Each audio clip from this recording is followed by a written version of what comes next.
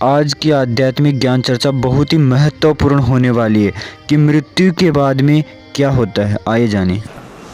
तो ऐसे ही जब ये शरीर छूट जाएगा उस समय आपका वो सपना टूटेगा, यूं सवेरा होगा।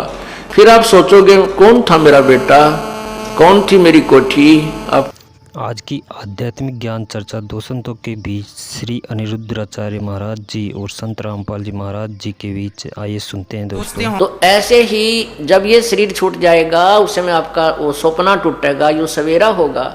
फिर आप सोचोगे कौन था मेरा बेटा, कौन थी मेरी कोठी। आपको याद भी ना होगी कौन थी। फिर तो वो यम के दूत दिखाई देंगे, ऐसी बूंदी आकृति जिसके देखते कालजा पाटा भूल जाएगा सब कुछ। मैं कौन था, कितना आया था, मैं राजा था या कोई सेठ था या गरीब था।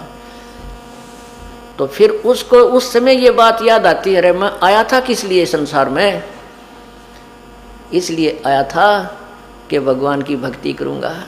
वो तो की नहीं, ये सारा जीवन मेरी बकवादा में खो दिया।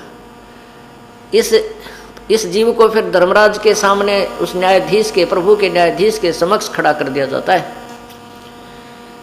वो न्यायाधीश धर्मराज पूछता है कि सुना भाई, दिखाओ तुम्हारे इसकी गठड़ी खोल कर देखो,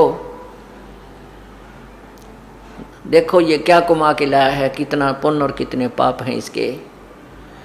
तो वहाँ तो कहने की देर ही है कि उसी समय उस आत्मा की एक फिल्म चल पड़ेगी।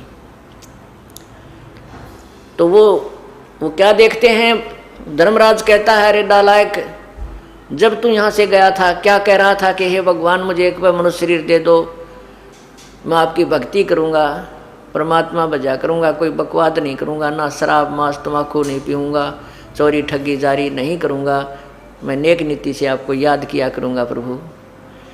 और अब क्या करके आया है तू देख। उसके एक फिल्म चला दी जाती है।